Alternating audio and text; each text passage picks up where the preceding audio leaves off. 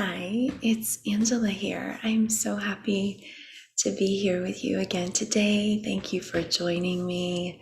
I'm just so delighted. This group has grown so much, and I'd like to invite you to share this with your friends and family if you like.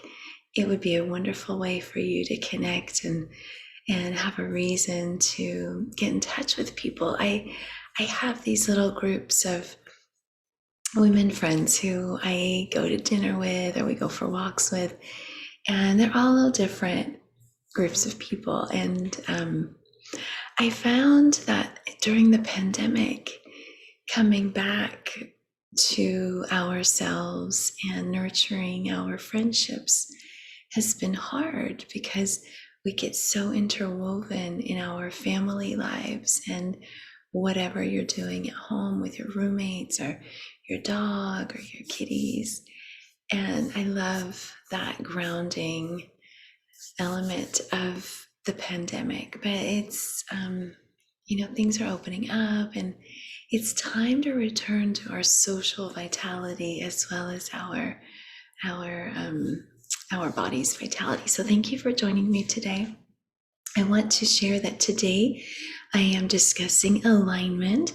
In this group, we discuss the topics of alignment, Ayurveda, and face yoga. So there's a myriad of ways that we could go from those directions. But today we're going to discuss alignment, and it is in relation to our face and the face yoga method that I'm learning. But first, I just want to invite you to create this time as a ritual. When you are adding these ideas of rituals into our lives, the goal is that the ritual becomes a habit.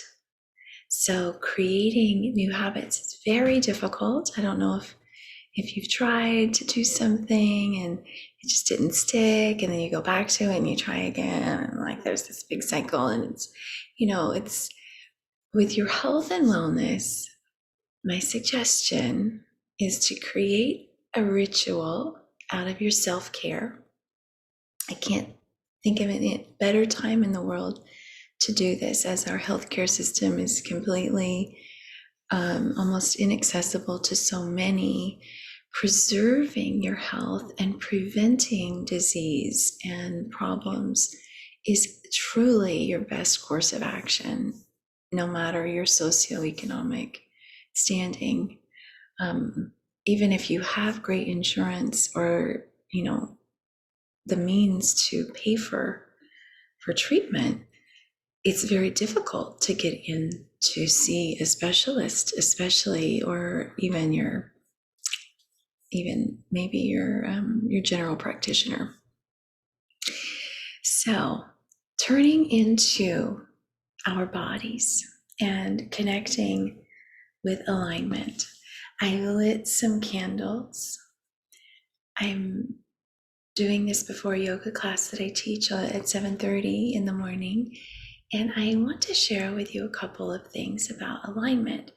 So we've started with the idea of rolling the shoulders back, opening the heart, which is an instant anti-aging, if we're looking, or pro-aging, however you want to look at it. But that's just an instant action to take to look younger in all respects, to look vibrant and vital, if that's a better way to put it. So rolling the shoulders back and opening the heart, we touched on that in our first week. And then we discussed the latissimus dorsi, which connects into the lower vertebrae, and it connects to our humerus up here in our arm. And then it also is here, and then it also goes all the way up the middle part of our spine. So the latissimus dorsi is one of my favorite muscles of the back because it allows us to feel like we're flying.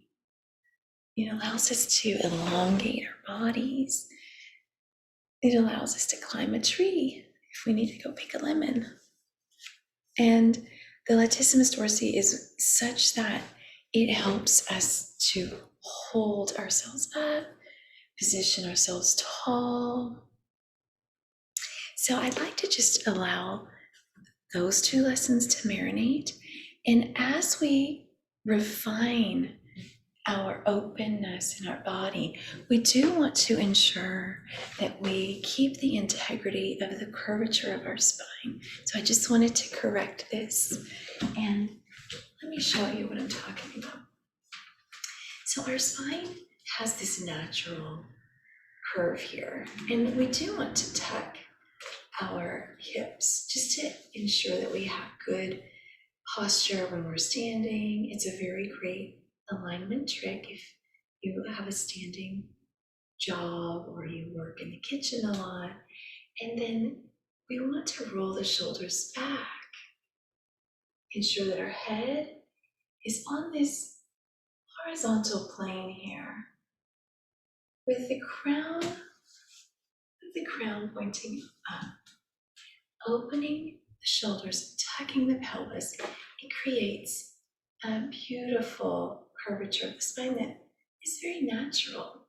So what I wanted to share is that you don't want to be too stiff. You don't want to be too straight. This is too forced up. This is too forced toward the forward motion. It's not, and it's even like bringing me down. So you want to honor the curvature of the spine, tucking the pelvis, rolling the shoulders back, and then allowing the head to float. And the reason I bring this up is I see this all the time. People walking around, slumping, and then their head falls forward. And what happens is you are compressing the neck. So there's a lot of reasons to not compress the neck. So just look at this again. So we're rolling the shoulders back, having a nice, even spacing. This helps to really minimize a double chin. You can add a little tapping here if you have a double chin, and that can help the effects of it, help bring it all up. We'll look at that next week. But rolling the shoulders back, allowing the space for your head to really have this range of motion where you can move, look around, see, not falling forward. Because when we do that, we're compressing the bones of the neck, the muscles of the neck. We're creating problems. And we're not meant to be looking down. We're meant to be eyes forward, looking around. So I wanted to talk about why this is important. So why this matters to have your head straight, not pushed forward, not down. Compressing this area is unhelpful because what happens in the head, we have a lot of moisture that is organized in our heads through our nasal cavities, which kind of go up in here, our eyes, lots of moisture in the eyes, lots of fat and moisture in the eyes, lots of fat and some moisture in the brain. And the lymph areas of the face come here and here. And when we manipulate these areas, we can feel the moisture moving in a downward motion, eliminating basically. And what we want to do is just create a flow in our heads with good posture. So good flow going up and down, blood circulating up, lymph circulating out. Because what happens if we do compress, we will get stagnation of fluids in our body. So including the blood flow, you won't get good blood flow. And if you don't have good blood flow, you're not thinking well. It's not helping your brain function well. You're not making the best decisions, in all honesty. And the moisture coming down through the skin, through your lymph nodes, that release, and you have the thyroid here. You don't want to compress that. That means that you're causing problems with hormone release, hormone stagnation. So your posture is interrelated to your hormones, which is very important at this time of life, over 40. And the flow of fluids up and down the neck is one of the most important parts of being a human, because we have this amazing intelligence that we get to make decisions about. We rule the animal kingdom in all points of nature for the most part. And we need to make better decisions about that standing in the world, in all honesty. And the first way to do that is with our alignment.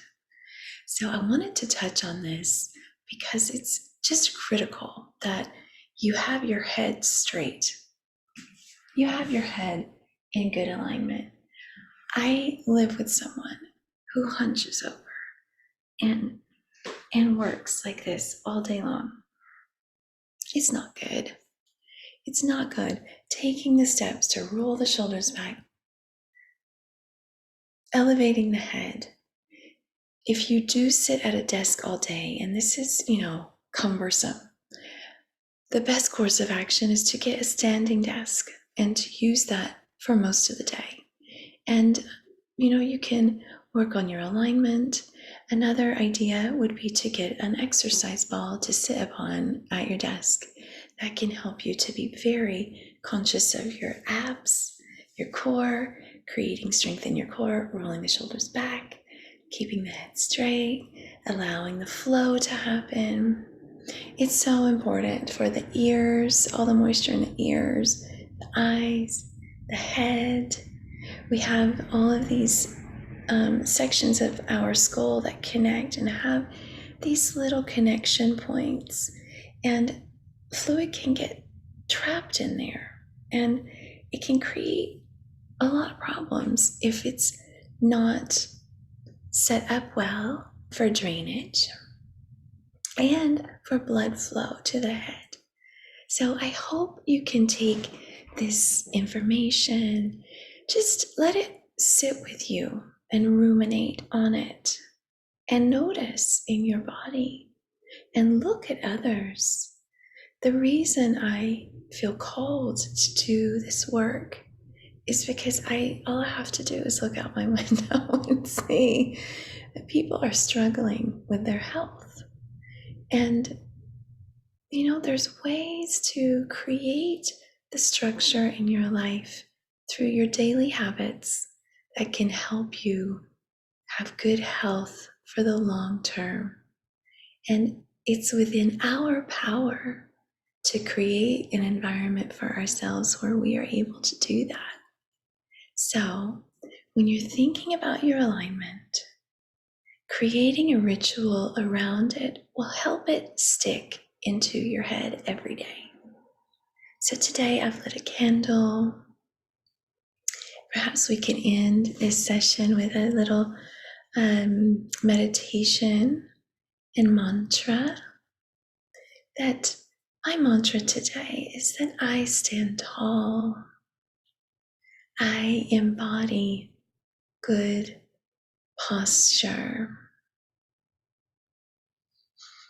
Breathing in and out through the nose.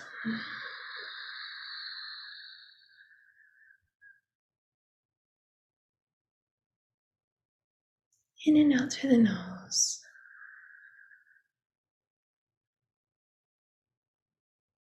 One more breath.